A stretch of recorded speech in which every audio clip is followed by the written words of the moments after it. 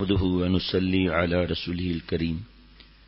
ارشاد فرمایا کہ دوزخ میں سارے دوزخی ڈال کے اللہ پوچھے گا تیرا پیٹ بھر گیا؟ حلم تلاتی، وہ کہے گی حل من مزید، اے اللہ کیا اور بھی کچھ مال ہے؟ اللہ تعالیٰ بے گناہ کو دوزخ میں تھوڑی ڈالیں گے، لہذا دوزخ پر اپنا قدم مبارک رکھیں گے، یہاں قدم سے مراد ایک خاص تجلی نازل کریں گے، تب دوزخ کہے گی قط قط قط، اور ایک روایت میں ہے کہ 2 مرتبہ کہے گی قط قط، یعنی بس بس بس اے خدا میرا پیٹ بھر گیا۔ ایک روایت میں 2 دفعہ اور ایک روایت میں 3 دفعہ ہے۔ علامہ قسطلانی رحمۃ اللہ علیہ فرماتے ہیں کہ اللہ تعالیٰ تو جسم سے پاک ہے، وہ دوزخ پر اپنا قدم کیسے رکھیں گے؟ لیکن حدیث پاک میں کہ جب اللہ اپنا قدم رکھے گا تب دوزخ کا پیٹ بھرے گا۔ تو علامہ قسطلانی فرماتے ہیں کہ یہاں قدم سے مراد خاص تجلی ہے۔ ایسے ہی جب انسان اللہ والوں کے پاس رہتا ہے، اللہ اللہ کرتا ہے، تو اس کے نفس پر اللہ تعالیٰ کی تجلی نازل ہوتی ہے، ذکر کی برکت سے، عمل کی برکت سے، پھر اس کے نفس کا پیٹ بھر جاتا ہے اور گناہ نہیں مانگے گا وہ، پھر اس کا نفس کا پیٹ بھر جاتا ہے۔ سبحان اللہ۔ پھر گناہ کے تقاضے مغلوب ہو جاتے ہیں، ختم نہیں ہوتے۔ اس پر اختر کا شعر ہے، وہ مالک ہے جہاں چاہے تجلی اپنی دکھلائے، وہ مالک ہے جہاں چاہے تجلی اپنی دکھلائے، نئی مخصوص ہے اس کی تجلی تورے سینہ سے۔ حکیم الامت رحمۃ اللہ علیہ نے فرمایا ساری دنیا کی حسینوں سے کوئی بد نظری کر لے، پھر اس کے کان میں کوئی کہے کہ ابھی ایک حسین باقی ہے، تو وہ کہے گا وہ بھی دکھا دو۔ تو نفس کا مزاج یہ ہے، نفس کی خواہش قبر کی مٹی ہی ختم کرے گی، جب مٹی میں دفن کیا جائے گا تو مٹی ہی اس کا پیٹ بھرے گی، لیکن اللہ والوں کا مزاج دنیا ہی میں اللہ تعالیٰ کی تجلیات، اللہ تعالیٰ کے انوار و برکات سے بدل جاتا ہے۔ اف کتنا ہے تاریک گناہ گار کا عالم، اف کتنا ہے تاریک گناہ گار کا عالم، انوار سے معمور ہے ابرار کا عالم۔ سبحان اللہ۔ انوار سے معمور ہے ابرار کا عالم، اللہ کے نیک بندے۔ حضرت حسن بصری رحمۃ اللہ علیہ فرماتے ہیں کہ ان الابرار لفی نعیم میں ابرار کا مطلب کیا؟ تو اس کی فرمایا، اس کی تفسیر ابرار کی، الذین لا یؤذون الزر ولا یرضون الشر، ابرار وہ ہیں جن کی ذات سے چونٹی کو بھی تکلیف نہ پہنچے، یہ ہیں ابرار۔ ہم دیکھ لیں ہمارا اپنے ماں باپ سے کیا معاملہ ہے، تکلیف پہنچاتے نہیں پہنچاتے، بیوی بچے پڑوسی دوست وغیرہ ہمارے رویے کیسے ہیں، جھڑک دینا، بھائی تم بولتے زیادہ ہو، تمہیں بولنے کی تمیز نہیں ہے، وہ جھڑک دیا بیچارے کو، تمہیں آتا ہی نہیں ہے، تمہیں ضرورت کیا تھی داخلہ لینے کی، تکرار کے اندر تم چلتے ہی نہیں ہو، تو اس کے دل پر تیر لگ رہے ہیں، مکہ ہے وہ آدمی بھول جائے گا، زبان کا تیر نہیں بھولے گا۔ حضرت شاہ ابرار الحق صاحب رحمۃ اللہ علیہ نام بھی ابرار الحق اور کام بھی ابرار، جیسے مولانا انوار الحق صاحب کے بیٹے کا نام بھی ابرار الحق ہے بھائی، ماشاء اللہ۔ بڑا نہیں ہے، ابھی چھوٹا ہے، ابھی تھوڑی تخصص میں داخلہ لے گا ابھی بھائی۔ حضرت شاہ ابرار الحق صاحب رحمۃ اللہ علیہ کو خادم وضو کرا رہے تھے، ہم نے حضرت سے سنا بغیر شرعی عذر کے وضو میں کسی کی مدد نہیں لینی چاہیے، ذوف حضرت کو، اور کیسے شینک پر وضو کریں گے، بیٹھنے میں مشکل۔ تو حضرت شاہ ابرار الحق صاحب کو خادم وضو کرا رہے تھے، فرمایا کہ اب اس طرف وضو کرا لو، اس طرف چلے گئے، فرمایا اب باقی وضو یہاں کرا لو، وہاں چلے گئے۔ بعد میں ادب سے خادم نے پوچھا کہ یہ برابر میں کون سویا ہوا ہے بھائی؟ مولانا زاہد صاحب کون دامت برکاتہم سویا ہوا ہے؟ حضرت شاہ ابرار سے نہیں پوچھا تھا، ان کا غلام پوچھ رہا ہے۔ اس وقت تھوڑی حضرت نے پوچھا تھا، آپ لوگ بھی مستیاں کرتے ہیں۔ خادم نے عرض کیا کہ حضرت یہ آپ نے جگہ کیوں بدلی کی؟ فرمایا وہ دیکھو نا چونٹیوں کی لائن چلی آ رہی ہے، اگر میں یہاں تھوڑا وضو کرتا نا تو پانی ان پر آ جاتا، کچھ چونٹیاں مر جاتی، کچھ اپنے رشتہ داروں سے دور ہو جاتی۔ اب بتاؤ، اب آپ حضرت فرماتے ہیں ہم آنکھیں بند کر کے چلتے ہیں، ہنسی ہاں گپ شپ کر رہے ہیں، ذرا فرصت نہیں ہے نیچے دیکھنے کی، چونٹی پر ہمارا پیر آ گیا۔ فرمایا ایسا ہی ہے جیسا ہاتھی ہم پر پیر رکھ لے۔ یہ جو بھی جتنے جھگڑے ہوتے ہیں نا، ابھی کئی دنوں سے حافظ ڈاکٹر شفقت اور کچھ لوگ اور بھی کچھ مسائل ہیں خاندان کے کوئی، اس میں پیچھے لگے ہوئے مشورہ ہو رہا ہے، حضرت سے دعا کرا رہے ہیں. 5 دن پہلے حضرت تھانوی رحمۃ اللہ علیہ کا ملفوظ اللہ تعالیٰ نے پڑھنے کی توفیق عطا فرمائی. حضرت میرے موجودہ شیخ حضرت شاہ عبد المتین صاحب دامت برکاتہ نے فرمایا تسہیل المواعظ حضرت تھانوی رحمۃ اللہ علیہ کا چاہے کچھ تھوڑا بھی ہو ضرور پڑھا کرو. اس میں لکھا ہوا یہ غالباً صفحہ 54 ہے، غالباً اس کے آس پاس لکھا تھا کہ آج دیکھو ہر جگہ اتفاق اتفاق اتفاق کے نعرے لگتے ہیں. میاں بیوی میں اتفاق نہیں ہے، باپ بیٹے میں اتفاق نہیں ہے، بھائیوں میں اتفاق نہیں ہے. فرمایا اتفاق کا کوئی مسئلہ ہی نہیں ہے، مسئلہ ہے نفس کی غلامی کا. نفس کی وجہ سے جھکنے کے لیے تیار نہیں، نفس کی وجہ سے. پیچھے بھی کوئی سو رہا ہے وہاں اس طرف.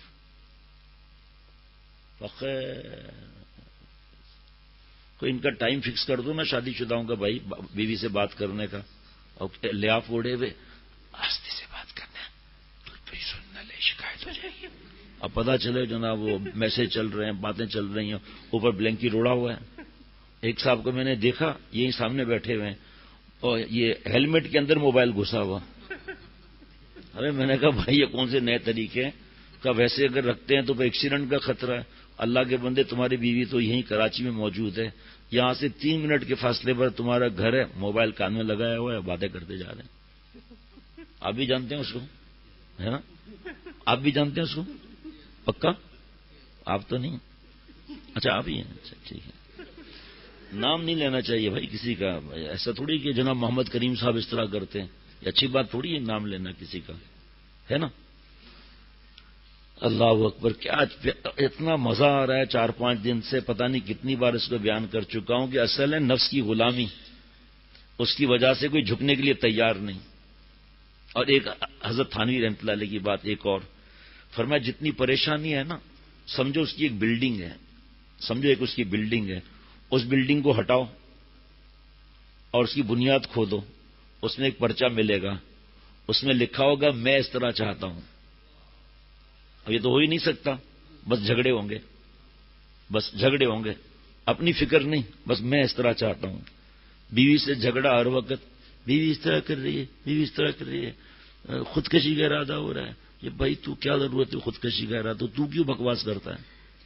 بولتی ہے بولنے تو. تھانے دار حضرت تھانوی رحمۃ اللہ علیہ کو لکھا کہ میں جب تھانے میں آتا ہوں نا سب مجھ سے کانپتے رہتے ہیں، جب گھر جاتا ہوں تو بیوی کی وجہ سے میں کانپتا رہتا ہوں. حضرت تھانوی رحمۃ اللہ نے لکھا کہ آپ یہ مراقبہ کیا کریں کہ اللہ نے مجھے ایک چڑیا دی ہے جس کی آواز ہی ایسی ہے. تو اس خط حضرت کے پاس آئے کہ حضرت بڑا سکون ہے. بھائی آپ کوا چلا رہا ہے، آپ کوے کو پتھر مار رہے ہیں. ایک صاحب بیچارے ہیں نفسیاتی ہے، کوے نے ٹھونگ مار دی ان کو، اتنی گندی گندی گالیاں دی ہے کوے کو.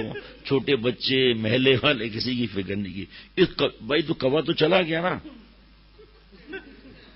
اگر اس کو یقین ہوتا کہ ٹھونگ مارنے میں میرا ہی فائدہ ہے تو کائے کو گالی دیتا. یہ اس پر کتنا بیان ہو سکتا ہے 4 لائنوں پر.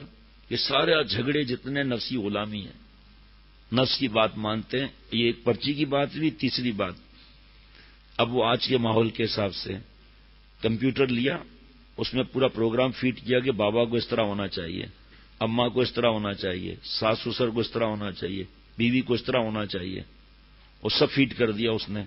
اب اس کے حساب سے تو نہیں چلے گا نا، اللہ تعالیٰ کی حکمتوں کے ساتھ چلے گا نا. اب وہ پاگل ہو جاتا ہے، وہ ہر وقت بس سوچ میں ڈوبا ہوا ہے. کیا نماز پڑھو گے بھائی؟ نماز کے اندر آپ کو کیا کیا باتیں بتاؤں، وہ یاد آ جاتی ہے تو بات کہہ دیتا ہوں. نماز میں بیوی کو مار رہے ہیں، یعنی خیالات میں دماغ ٹھیک کر دیا ہے، آگے کے 2 دانت ٹوٹ گئے، پٹاخ پتا چلا امام صاحب کو ہی ٹکا دیا. میں آپ کو جو باتیں بتاتا ہوں نا وہ آپ سمجھیں کچھ لوگ ہنس بھی رہے ہیں، اور ان کی ہنسی میں سمجھ رہا ہوں یہ کیوں ہنس رہے ہیں. یہ میں ابھی مسجد میں کھڑا نہیں کروں گا، لیکن ابھی میں کھڑا کروں اس سے پوچھوں کہ تم نماز میں اس طرح کرتے ہو نہیں کرتے ہو، دیکھتا ہوں کیا جواب دے گا. دل چاہے گا لیٹا رہوں.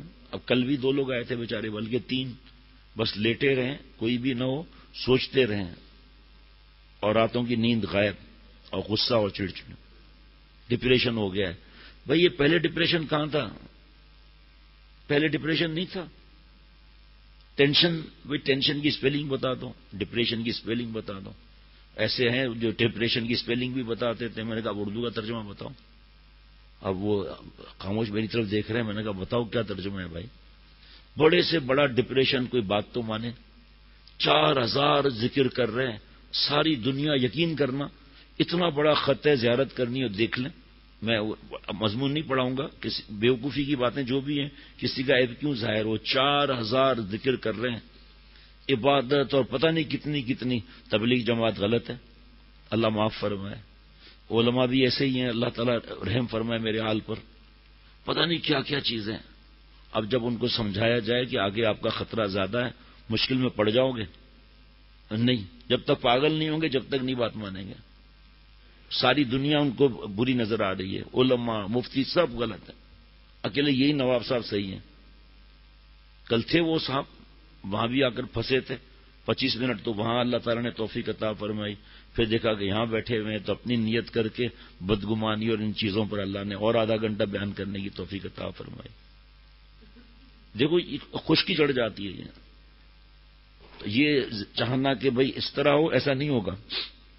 ایک اللہ والے تھے حضرت ثابت بنانی رحمۃ اللہ علیہ. کہیں بنانی لکھا ہوا ہے، کہیں بنانی لکھا ہوا ہے.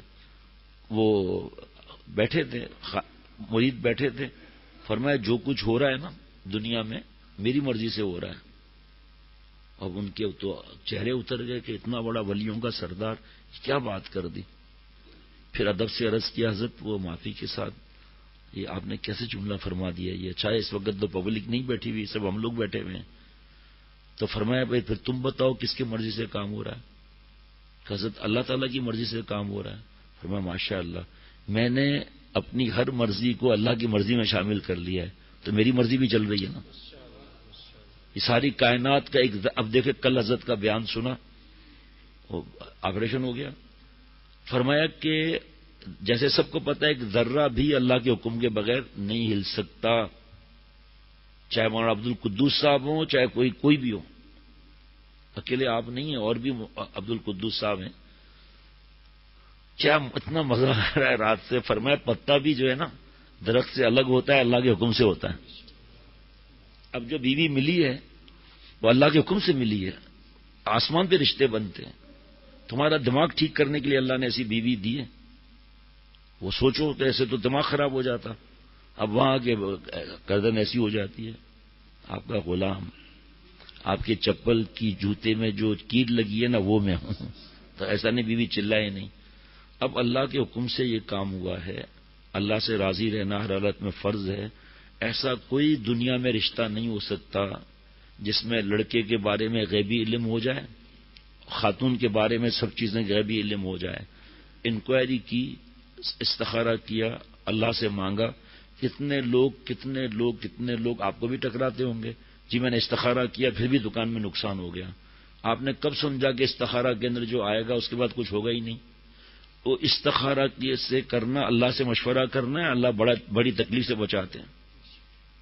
سمجھتے ہیں نہیں کہ میں نے استخارہ کیا 14 مرتبہ اور شادی کی اور یہ مصیبت گلے پڑ گئی. میرے بھائی آپ کو اللہ نے بڑی تکلیف سے بچایا. اب جب آپ کو پتہ چلے گا نا آسمان میں کہ اگر میں اللہ کی مرضی سے ہٹ کر کچھ کرتا تو آگے کے 2 دانت تو پہلے موقع میں ہی وہ توڑ چکی ہوتی. ناک کی ہڈی کے 3 آپریشن ہو چکے ہوتے. اور کچھ نہیں بتاؤں گا آگے میں.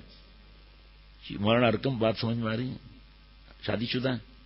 ہاں شکر کرو. تو میں بتا رہا تھا حضرت والا رحمۃ اللہ علیہ کی بات. جو شادی تو سنت ہے، اس سے انکار کرنا اور بھاگنا یہ بھی سخت منع ہے. لیکن میں ایسے ہی تمہیں تو آسانی کے لیے کہہ رہا ہوں، بڑی نعمت ہے اللہ تعالیٰ کی. بس جس دن ہم اللہ سے ہر حالت میں راضی رہیں گے نا تو ہمیں بیوی بھی جو ہے وہ سمجھیں لیلا لگے گی، کیونکہ بدست مولا ملی ہے. یہ وقت اب آپ کو میں پھر عرض کر رہا ہوں، ایسا ہو ہی نہیں سکتا کہ چاہے کوئی سال لگا دے رشتے میں دیر کر دے. حضرت شیخ الاسلام حضرت مفتی تقی عثمانی صاحب دامت برکاتہم فرماتے ہیں کہ مسنون خطبہ نکاح کا، اس میں اللہ تعالیٰ نے 3 دفعہ کیوں ڈرایا ہے؟ اس کی وجہ کیا ہے؟ ڈر کا مطلب تقوی. 3 دفعہ اللہ نے ڈرایا، یا ایھا الناس اتقوا ربکم الذی خلقکم من نفس واحدہ. اور پھر یا ایھا الذین آمنوا اتقوا اللہ حق تقاتہ کیا الا ایک منٹ جس سے پوچھا جائے وہ بتائے گا، اس طرح مشکل ہو جاتی ہے. یا ایھا الذین آمنوا اتقوا اللہ حق تقاتہ ولا تموتن الا وانتم مسلمون. اللہ ڈرا رہے ہیں یہاں. یا ایھا الذین آمنوا اتقوا اللہ وقولوا قولا سدیدا. اللہ یہاں ڈرا رہے ہیں. فرمایا کیا وجہ ہے کہ اللہ ڈرا رہے ہیں؟ واتقوا اللہ ہے نا، واتقوا اللہ الذی تساءلون بہ والارحام. پھر اللہ ڈرا رہے ہیں یہاں. فرمایا تقوی، ڈر کا مطلب ہے تقوی. میاں بیوی کی گاڑی چل سکتی ہے جب تقوی ہو. وجہ فرمایا تقوی ہوگا امانت میں خیانت نہیں کرے گا. اور فرمایا جو شوہر کو کھول چڑھا ہوا ہوتا ہے، منگنی سے پہلے آنا جانا، انکوائریاں کرنا، وہ لڑے گا جا کر ان سے، وہ آئے گا انکوائری کرنے کے لیے، کبھی ہوئے کیا انکوائری کرتا ہے، کرنا تو کرو ورنہ جاؤ ادھر چھٹی، ایسے کرے گا. اس طرح خاتون وہ کیا ہونے والی ساس کو اٹھا کے ٹرے مار دے گی کیا؟ سوال ہی پیدا نہیں ہوتا.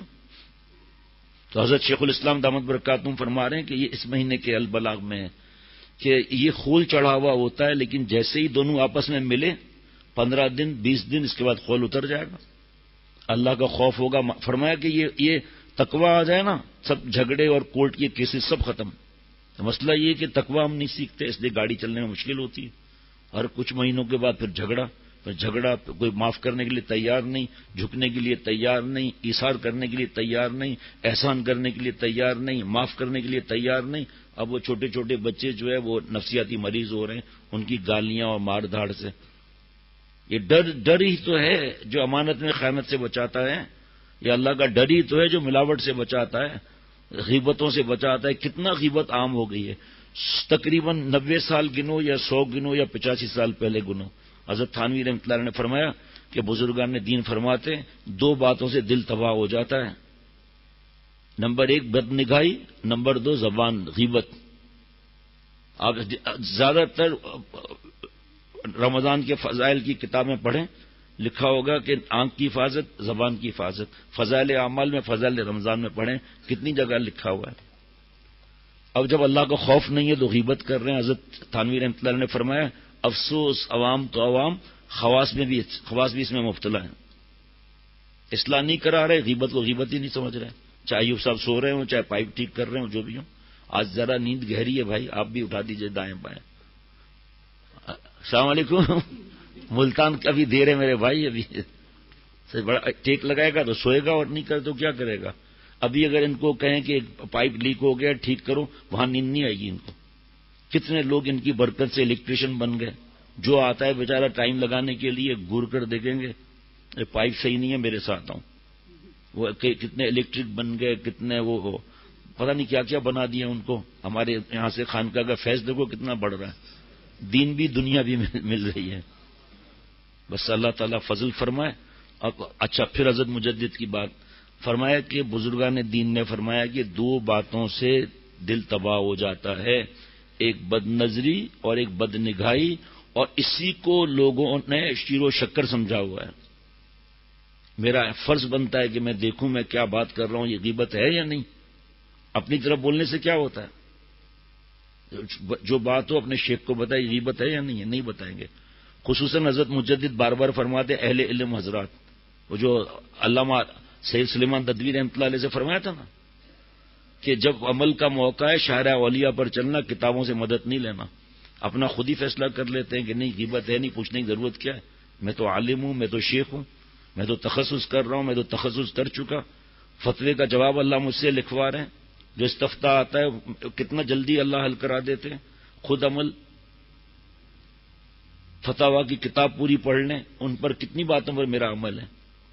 دوسروں کو نصیحت لکھیں گے کہ قرآن پاک کی آیت، حدیث پاک، یہ حدیث مبارک کا، یہ حضرت تھانوی رحمۃ اللہ علیہ کا ملفوظ، یہ ان کا ملفوظ، لیکن ویسا ہماری زندگی ایسے گزر رہی ہے. حضرت تھانوی رحمۃ اللہ علیہ فرماتے تھے کہ بغیر شیخ کے اگر کوئی ولی بن بھی گیا، ولی ساز نہیں بن سکتا وہ. اور فرمایا کہیں نہ کہیں کمزوری ہوگی، چھوٹی چھوٹی چیزیں صحیح ہو جائیں گی، بڑی بڑی چیزوں میں آ کے پھنس جائے گا. دیکھو کس طرح پٹ کر بیچارہ سویا ہوا ہے. بالکل یقین کریں ایسا لگ رہا تھا جیسے پلیٹ فارم پر ٹرین کا انتظار کر رہا ہوں نا آدمی، اور بیوی ڈانٹ رہی ہو ٹرین کیوں نہیں آ رہی ہے. بھائی میرا کیا پوچھو ٹرین کیوں نہیں آ رہی ہے؟ اس وقت کیسا آدمی اداس بھائی یہ بھی مصیبت میرے ہی گلے لگ گئی کہ ٹرین کیوں نہیں آ رہی ہے. واہ واہ واہ واہ کیا ملفوظ ہے ماشاء اللہ. دیکھو ایک ٹرین جا رہی ہے, اس ٹرین میں ہتکڑی, اس ریل میں ہتکڑی لگے ہوئے مجرمین بھی ہیں اور اسی ریل کے فرسٹ کلاس میں وزیر اعظم بھی جا رہا ہے. تو دنیا بھی ایک مسافر خانہ ہے. اسی دنیا میں پیغمبر علیہ الصلوۃ والسلام رہتے تھے اور اللہ والے رہتے تھے اور رہتے ہیں. اسی دنیا میں ایک شخص, ایک خبیث الطبع بدماش بھی ہے. یہ دنیا بھی ریل ہے جو خاموشی سے چل رہی ہے. سورج, چاند, سیارات سب چل رہے ہیں مگر کسی کو احساس نہیں ہے. جنہوں نے امپورٹ ایکسپورٹ آفس کو اپنی زندگی کا مقصد سمجھ رکھا ہے کہ کھائے جاؤ, امپورٹ کیے جاؤ, گو بنائے جاؤ, ایکسپورٹ کیے جاؤ, یہ لوگ نہیں جانتے کہ ہم کس لیے پیدا ہوئے. رات کو امپورٹ کیا, صبح لیٹرین میں ایکسپورٹ کیا. وہ سمجھتے ہیں کہ ہم سب کے سب امپورٹ ایکسپورٹ آفیسر ہیں. حالانکہ اللہ تعالیٰ فرماتے ہیں میں نے تم کو امپورٹ ایکسپورٹ آفیسر نہیں بنایا, میں نے تم کو اپنی عبادت کے لیے پیدا کیا ہے. یہ جو کھاتے پیتے ہو, گاڑی موٹر بنگلہ, یہ وسیلہ حیات ہے, لیکن مقصد حیات میری عبادت یعنی اطاعت. اور تم نے وسائل کو مقاصد سمجھ لیا. کپڑا مقصد حیات نہیں, وسیلہ حیات ہے. مکان بنانا وسیلہ حیات ہے. روٹی کا انتظام کرنا وسیلہ حیات ہے. مقصد حیات صرف اور صرف اللہ تعالی اور آپ صلی اللہ تعالی علیہ وسلم کی فرما برداری پر جان دینا ہے. اور فرما برداری کی دو قسم کی ہے. ایک تو اللہ پاک جس سے خوش ہوں اس کام کو کرو. واہ بھائی واہ واہ. فرما برداری دو قسم کی ہے. ایک تو اللہ پاک جس سے خوش ہوں اس کام کو کرو, اور جس سے ناخوش ہوں اس کام سے بچو. یہ بھی تو اطاعت فرما برداری ہوئی نا کہ اللہ کی بات مان کر گناہ نہیں کیا. جن باتوں سے اللہ تعالی ناخوش ہوتے ہیں ان سے نہ بچنا جرم محبت ہے, غداری ہے, وفاداری نہیں ہے. کیا وفاداری کے یہ معنی ہے کہ اپنے محبوب کو صرف خوش کرو اور اس کی ناخوشی سے نہ بچو؟ ایک ہی تار سے روشنی چاہتے ہو, اگر منفی مائنس اور مثبت پلس دونوں تار نہ ہو تو بجلی کا بلب نہیں جلتا. اسی طرح اللہ تعالی نے اپنے ایمان کی روشنی کے لیے دو تار دیے ہیں. نماز, روزہ اور دیگر عبادات یہ اللہ تعالی کی محبت کا حق ہے, مثبت تار ہے. اور گناہ سے بچنا, حسین لڑکوں اور لڑکیوں سے بچنا, غیبت سے بچنا, یہ منفی یعنی مائنس تار ہے. اللہ کی عظمت ہے گناہ نہ کرنا.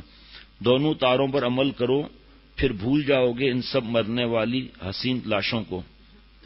واہ بھائی واہ ماشاء اللہ.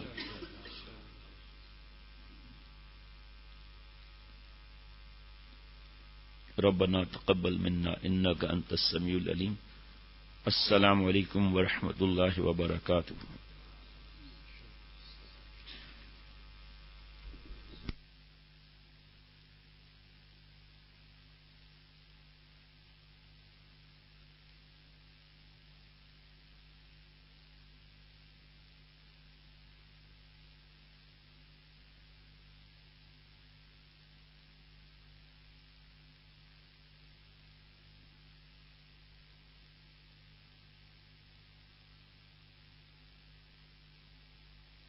ذکر کے بارے میں مشورہ جو ہے صبح کو جب آپ آئیں گے تو 11 بجے آ کر مولانا انور الگ صاحب یا مولانا محمد کریم صاحب سے یا جو بھی بیٹھا ہو اس سے پوچھ لیجیے گا.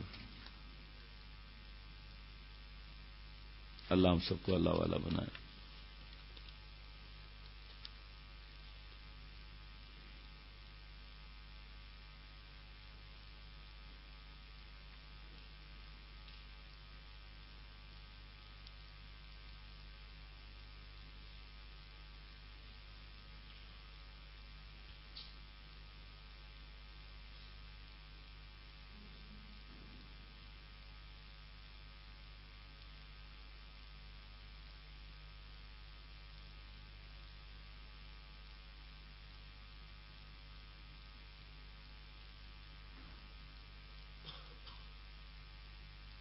ذکر کا بتا دیا نا پوچھنے کے لیے. حبیب احمد آپ ہیں؟ ہاں ہاں جی ٹھیک ہے. وہ آپ صبح آؤ گے نا تو انشاءاللہ پوچھ لیجیے گا. اللہ ہم سب کو اللہ والا بنائے, عافیت کا معاملہ فرمائے, اچھے رشتے عطا فرمائے, اللہ اپنا قرب عطا فرمائے. میرے اور ہم سب کے جملہ مقاصد حسنہ اللہ تعالیٰ پورے فرمائے۔ السلام علیکم ورحمۃ اللہ وبرکاتہ۔